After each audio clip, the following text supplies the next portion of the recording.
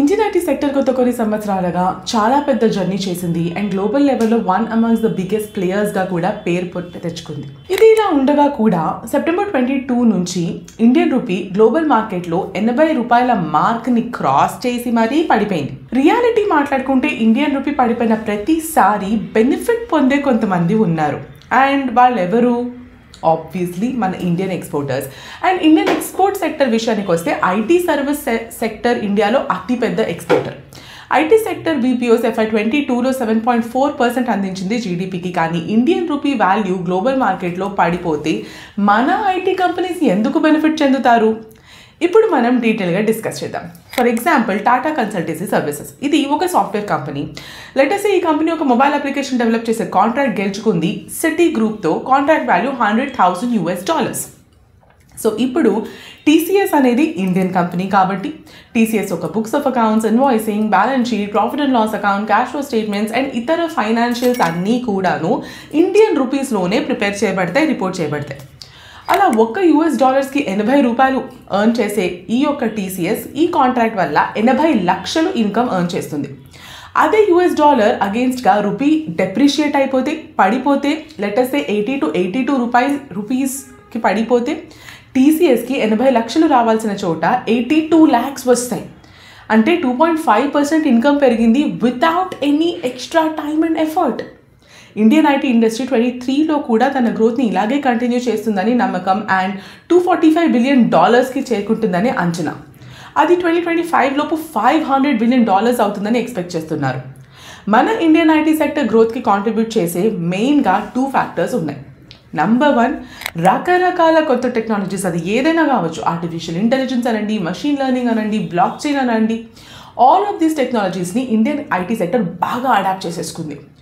వీటిలో రకరకాల solutions and సర్వీసెస్ని తమ క్లయింట్స్కి అందించగలుగుతున్నారు. వాళ్ళ ఆపరేషన్స్లో ఎఫిషియన్సీస్ని పెంచగలుగుతున్నారు. రెండో రీజన్ 23లో సైబర్ థ్రెట్ ఉందని, చాలా ఎక్కువ ఉండబోతుంది అని నమ్మకం.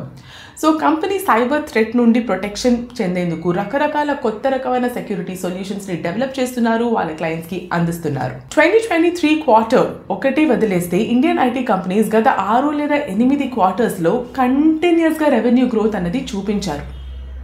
ఇదిలా ఉండగా కూడా మేజర్ ఐటీ కంపెనీస్ యొక్క స్టాక్ ప్రైజెస్ మాత్రం పడిపోతానే ఉన్నాయి. For example IT Nifty index 5.5% పడిపోయింది. సో ఇక్కడ మీకు ఒక బేసిక్ డౌట్ రావచ్చు, ఏంటి ఇండియన్ ఐటీ కంపెనీస్ రూపీ పడిపోయిన ప్రతిసారి బెనిఫిట్ పొందుతున్నాయి అంటే గత 7 లేదా 8 క్వార్టర్స్లో కంటిన్యూస్గా రెవెన్యూలో ఇంప్రూవ్మెంట్ చూపించగలుగుతున్నాయి అంటే ఐటీ సెక్టర్ స్టాక్స్ మాత్రం ఎందుకు పడిపోతున్నాయి? దీనికి major reason Indian IT companies కాదు, ఈ యొక్క ఇండియన్ ఐటీ కంపెనీస్కి ఉన్న foreign clients, European clients, US clients, North American clients etcetera. వీళ్ళపై ఇండియన్ ఐటీ కంపెనీస్ చాలా ఎక్కువగా డిపెండ్ అయి ఉన్నాయి తమ కాంట్రాక్ట్స్ కోసం, కొత్త కాంట్రాక్ట్స్ కోసం, అలాగే ఎగ్జిస్టింగ్ కాంట్రాక్ట్స్ రెన్యువల్ కోసం, టెక్నాలజికల్ బడ్జెట్స్ కోసం. కొత్త కాంట్రాక్ట్స్ ఇస్తారా లేదా అన్న క్లారిటీ లేక చాలామంది ఉన్న కాంట్రాక్ట్స్ని కూడా సైన్ చేయనివ్వట్లేదు. అండ్ యూఎస్లో రిసెషన్ వస్తుంది అన్న న్యూస్ మనం ఆల్రెడీ వింటున్నాం, చదువుతున్నాం. సో ఈ రిసెషన్ వల్ల కూడా ఇండియన్ కంపెనీస్ తమ యూఎస్ క్లయింట్స్ కొత్త కాంట్రాక్ట్స్ ఇస్తారా లేదా అన్న ఫియర్ మార్కెట్లో చాలా గట్టిగా ఏర్పడిపోయింది. Already Indian IT companies face చేసే ఇష్యూస్ ఏంటి అన్నది మనం డీటెయిల్గా డిస్కస్ చేస్తున్నాం. అది ఇక్కడ ఈ వీడియోలో లింక్ అయి ఉంది, మీరు చూడొచ్చు. కానీ గ్లోబల్ లెవెల్లో ప్రెసెంట్గా ఉన్న స్ట్రెస్ మాత్రం తగ్గింది. యూరోపియన్ ఎకానమీ కూడా కోలుకుంటుంది అండ్ ఐటీ ఎక్స్పోర్ట్స్ ఇంప్రూవ్ అవుతున్నాయి అనే విషయాలు కూడా మనం వింటున్నాం. టీసీఎస్, ఇన్ఫోసిస్, టెక్ మహీంద్రా లాంటి పెద్ద పెద్ద ఐటీ కంపెనీస్కి కొత్త ప్రాజెక్ట్స్ రాబోతున్నాయట. ఇవి ముందుండి ఐటీ సెక్టర్ని నడిపిస్తాయని బలం నమ్మకం. ఈ మేజర్ ఐటీ కంపెనీస్ తమ మార్జిన్స్ని ఎక్స్పాండ్ చేసుకోవడానికి కూడా ఆలోచిస్తున్నారు. అట్రిషన్ రేట్స్ పడిపోయినాయి, రీసోర్సెస్ని రీప్లేస్ చేసే కాస్ట్ కూడా తగ్గిపోయింది, అలాగే బిల్డింగ్లో ఎఫిషియన్సీస్ కూడా కనిపిస్తున్నాయి, ఇంప్రూవ్మెంట్స్ కనిపిస్తున్నాయి. ఇవన్నీ కూడా దీనికి సహకరిస్తాయి. సో ఇదండి మన ఇండియన్ ఐటీ కంపెనీస్ గురించి జరిగిన బ్రీఫ్ డిస్కషన్. ఇప్పుడు మనము 2 ఐటీ కంపెనీ యొక్క స్టాక్ సెలెక్ట్ చేసుకుని వాటి గురించి మాట్లాడుకోబోతున్నాం. ఈ 2 ఐటీ స్టాక్స్ ఉన్న స్పెషాలిటీ ఏంటి అంటే ప్రస్తుతం ఈ 2 స్టాక్స్ ఇండస్ట్రీ పీఈ కన్నా తక్కువకి ట్రేడ్ అవుతున్నాయి. ఆల్రెడీ పెద్ద పెద్ద ఐటీ కంపెనీస్ వాళ్ళకున్న ఎక్స్పోజర్స్, ఇష్యూస్ అండ్ రకరకాల సెక్టోరియల్ డిస్కషన్ మనం చేసేసాము. సో దాని గురించి మళ్ళీ మాట్లాడుకోవట్లేదు. సో ఈ వీడియో కోసం 2 డిఫరెంట్ స్పెషల్ యూనిక్ స్టాక్స్ని సెలెక్ట్ చేసుకుందాం అనుకున్నాం. So for that purposes market capitalisation 30,000 crores to 1 lakh crores మధ్యలో ఉన్న కంపెనీస్ని సెలెక్ట్ చేసుకోవడం జరిగింది. అండ్ ఫర్దర్గా నార్మల్గా ఐటీ ఇండస్ట్రీలో ప్లేయర్స్కి ఉన్న వాల్యుయేషన్ కంటే తక్కువ వాల్యుయేషన్ చెందిన కంపెనీస్ని సెలెక్ట్ చేసుకుందాం అనుకున్నాం. సో జనరల్లీ ఐటీ ఇండస్ట్రీలో కంపెనీస్ యొక్క PE 20 to 25 మధ్యలో ఉంటుంది. కానీ మేము సెలెక్ట్ చేసుకున్న ఈ 2 కంపెనీస్ PE మాత్రం 22 నుంచి తక్కువ ఉంది. అండ్ ఈ అనాలిసిస్ కోసం 16th May 2023 నాటికి క్లోజింగ్ నంబర్స్ని తీసుకోవడం జరిగింది.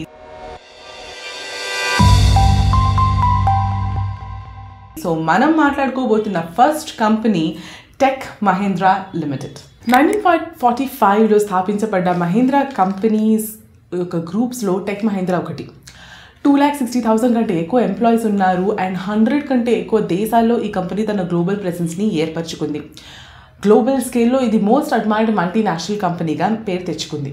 ఈ కంపెనీ రకరకాల కొత్త ఇన్నోవేషన్స్ చేస్తుంది వాళ్ళ కస్టమర్స్ కోసం, వాళ్ళకి కావాల్సిన ఎగ్జాక్ట్ రిక్వైర్మెంట్ అండ్ డిజిటల్ ఎక్స్పీరియన్సెస్ని అందించడానికి. ఈ కంపెనీ యొక్క క్లయింట్స్ చూసుకుంటే ఎన్నో వందల ఎంటర్ప్రైజెస్, అసోసియేషన్స్, సొసైటీస్ వీటన్నిటికీ ఈ కంపెనీ సర్వీస్ చేస్తుంది. కంపెనీలో 40% కంటే ఎక్కువ రెవెన్యూ టెలికాం సెక్టర్ నుంచి వస్తుంది. అండ్ ఈ కంపెనీకి కాస్త BFCI ఎక్స్పోజర్ కూడా ఉంది, ఎందుకంటే కొన్ని సర్వీసెస్ అందిస్తుంది కాబట్టి. సో ప్రస్తుతం గ్లోబల్ లెవెల్లో జరుగుతున్న బ్యాంకింగ్ క్రైసిస్ వల్ల టెక్ మహీంద్రా కంపెనీ పైన షార్ట్ టర్మ్ ఇంపాక్ట్ అయితే ఖచ్చితంగా ఉంది. కానీ లాంగ్ టర్మ్ విషయానికి వస్తే మాత్రం రిజల్ట్స్ పాజిటివ్గానే ఉండబోతున్నాయి అని అంచనా. 5G, cloud, engineering, sustainability and industry 4.0 లాంటి గ్రోత్ ఆప్షన్స్ని కంపెనీ ఆపర్చునిటీస్గా మార్చుకోవడానికి చాలా కష్టపడుతుంది.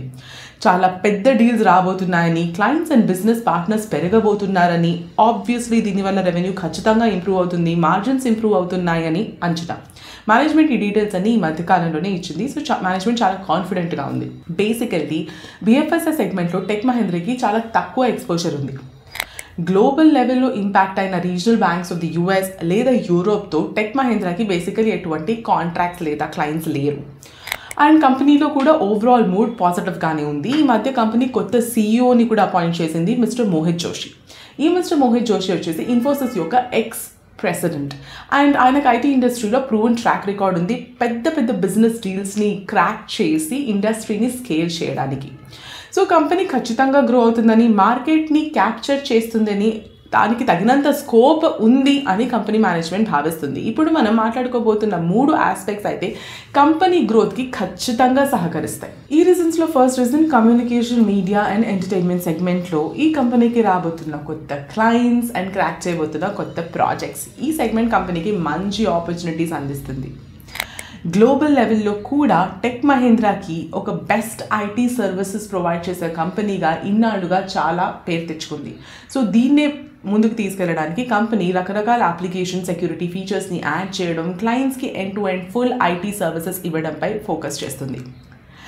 టెక్ మహీంద్రాకి ప్రస్తుతం ఉన్న product and platform business almost $500 million. And ఇది పెంచుకోవడానికి పెద్ద ప్రాబ్లం కాదు, ఎందుకంటే ఇది జస్ట్ ఒక రీయూజబుల్ ఫ్రేమ్వర్క్ని రెప్లికేట్ చేయడం మాత్రమే. But product and platform business అంటే ఏంటి?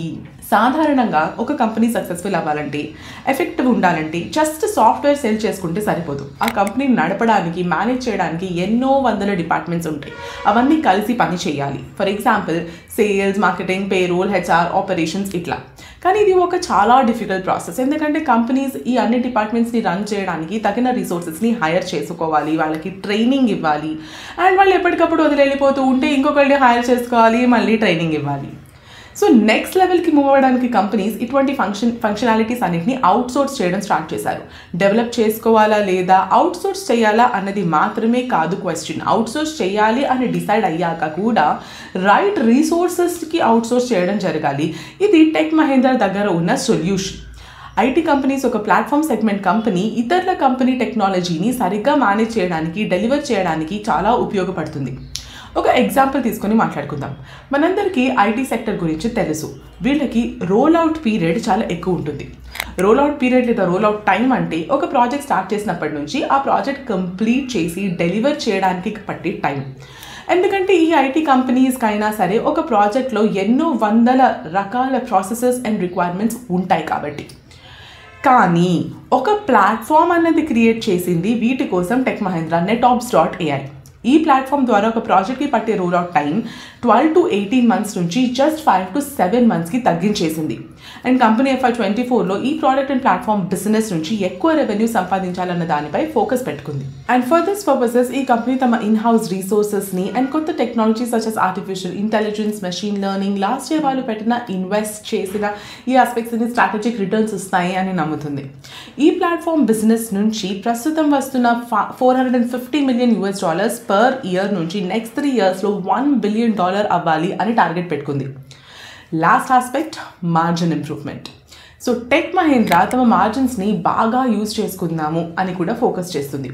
డీల్స్ని కన్వర్ట్ చేసుకునే ప్రాసెస్లో లేదా ప్రాసెస్ ఇంప్రూవ్మెంట్ చేయడం, ఆపరేటింగ్ ఎఫిషియన్సీస్ని పెంచుకోవడం, అలాగే అఫ్కోర్స్ చివరికి రెవెన్యూ పెరగాలి అంటే తమ ప్రైజెస్ క్లయింట్స్కి పెంచాలి.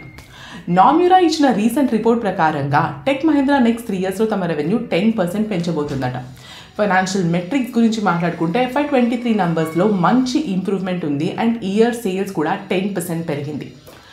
టెక్ మహీంద్రాకి రీసెంట్గా ఒక ప్రాజెక్ట్ వచ్చింది. టెక్ మహీంద్రా స్ట్రాటజిక్ పార్ట్నర్ అయింది టెలిఫోనికా అనే కంపెనీకి. ఈ కంపెనీ ప్రపంచంలోనే అతి పెద్ద టెలికమ్యూనికేషన్ కంపెనీ. ఈ టెలిఫోనికా కంపెనీ లాంచ్ చేస్తున్న operation support system of future అనే ఒక ప్రాజెక్ట్కి టెక్ మహీంద్రా స్ట్రాటజిక్ పార్ట్నర్గా ఎంచుకోబడింది. ఒక digital wellness and health technology కంపెనీతో కూడా టెక్ మహీంద్రా మల్టీ-ఇయర్ పార్ట్నర్షిప్ డీల్ని క్రాక్ చేసింది. ఈ డీల్స్లో ప్రాసెస్గా బ్యాక్ ఆఫీస్ మెడికల్ ఆపరేషన్స్ని డిజిటైజ్ చేయడం, హెల్త్ ఇన్ఫర్మేషన్ని క్యాప్చర్ చేసి డెలివర్ చేయడం, ఇవన్నీ డిజిటల్ మోడల్లో చేయబోతుంది. ఒక south east Asian statutory authority కూడా టెక్ మహీంద్రాని ఎంచుకుంది తమ యొక్క ప్రాపర్టీ ట్యాక్స్ రిలేటెడ్ ట్రాన్సాక్షన్స్ని డిజిటలైజ్ చేయడానికి. సో మన లిస్ట్లో ఉన్న second company emphasis limited.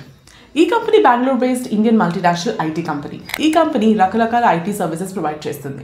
Basically యూఎస్లో అతిపెద్ద 4 బ్యాంక్స్ సడన్గా కూలిపోవడం వల్ల ఇండియన్ ఎకానమీకి వచ్చే రెవెన్యూ ఏమైనా తగ్గిపోతుందేమో, ఐటీ స్పెండింగ్ తగ్గించేస్తారేమో అని ఖచ్చితంగా మార్కెట్లో కొన్ని భయాలు ఏర్పడ్డాయి.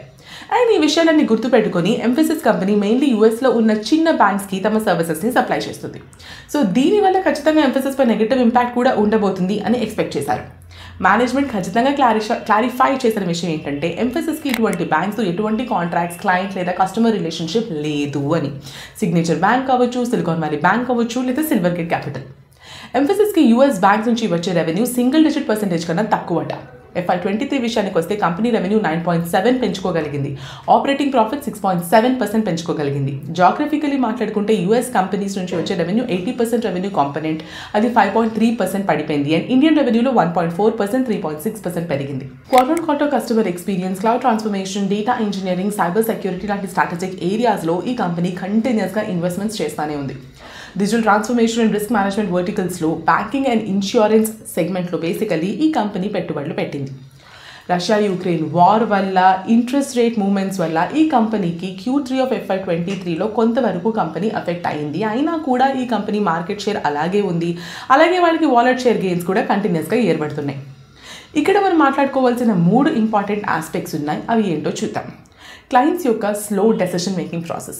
ఈ కంపెనీ ఎంత కాదనుకున్నా ఎంతో కొంత యూఎస్ రీజనల్ బ్యాంక్స్కి ఎక్స్పోజర్ కలిగి ఉంది. క్లయింట్స్ టెక్ స్పెండింగ్ బడ్జెట్స్ కోసం కట్ చేస్తున్నాయని, ప్రాజెక్ట్ అలికేషన్ డెసిషన్స్ కూడా తీసుకోవట్లేదు లేదని, లేట్ అవుతుందని. క్లయింట్స్ ఉన్నప్పటికీ కొన్ని ఆటో రెన్యూవల్ ఆప్షన్స్లో వెళ్ళిపోతాయి. ఇయర్ ఆన్ ఇయర్ ఖచ్చితంగా ఈ రెవెన్యూ వస్తూనే ఉంటుంది. అందులో కొంతమంది కూడా ఆటో రెన్యూవల్ దాకా కూడా వెయిట్ చేయకుండా వెంటనే సబ్స్క్రిప్షన్స్ కూడా ఇన్కమ్ పెంచుకుంటున్నారు. JP Morgan కంపెనీ టెక్నాలజీ బడ్జెట్లో ఎటువంటి ఇంప్రూవ్మెంట్ కనిపించలేదు. Citigroup and Wells Fargo లాంటి కంపెనీస్ వాళ్ళ బడ్జెట్స్ని 5 to 6%, 7 to 8% పెంచుకోగలిగారు. సో ఖచ్చితంగా ఎంఫసిస్ కంపెనీ యొక్క ఆర్డర్ బుక్స్ అయితే ఫుల్ అయి ఉన్నాయి. పైప్ లైన్లో కొన్ని ప్రాజెక్ట్స్ ఉన్నాయని మేనేజ్మెంట్ ప్రకారంగా బేసికలీ మార్కెట్లో ఆపర్చునిటీస్ ఉన్నాయి అని న్యూస్. అండ్ వీటి కోసం కంపెనీ తను చేయగలిగిన ప్రతి ఎఫర్ట్ పెడుతుంది. రెవెన్యూలో ఎక్కువ తక్కువ అవ్వడం అనేది టెంపరీ అని, బట్ నెక్స్ట్ కపుల్ ఆఫ్ క్వార్టర్స్లో ఖచ్చితంగా రెవెన్యూ ఇంప్రూవ్ అవుతుందని, అగైన్ ప్రాఫిటబిలిటీ కనిపిస్తుంది అని మేనేజ్మెంట్ చెప్తున్నారు. ఈ కంపెనీ రానున్న క్వార్టర్స్లో 15.25 to 16.25% operating profit margin target పెట్టుకుని నడుస్తుంది. ఈ కంపెనీ బేసికలీ FY24 కోసం తమ టార్గెట్ ఆర్డర్ బుక్ పెంచుకోవడం, రెవెన్యూ పెంచుకోవడం, గ్రోత్ పై ఫోకస్ చేయడం, ఎఫిషియన్సీస్ని ఇంప్రూవ్ చేసుకోవడం అండ్ ఇండస్ట్రీ ట్రెండ్స్, కంప్యూటర్ ట్రాన్స్ఫర్మేషన్స్లో ఇన్వెస్ట్ చేయడం అని పెట్టుకున్నారు. సో అదండి మన ఇవాటి 2 ఐటీ సెక్టర్ కంపెనీస్. ఇందులో ఏమైనా మీ పోర్ట్ఫోలియో ఉంటే కింద ఖచ్చితంగా కామెంట్ చేయండి. అండ్ మేము మళ్ళీ చెప్తున్నాము, ఈ వీడియోస్ మేము కేవలం ఇన్ఫర్మేషన్ అండ్ అవేర్నెస్ పర్పసెస్ కోసం మాత్రమే చేస్తున్నాము. ఫలానా స్టాక్స్ కొనండి, కొనొద్దు లాంటి అడ్వైజరీ మేము ఇవ్వట్లేదు. మీరు మాత్రం గ్రోకి సబ్స్క్రైబ్ చేసుకోండి.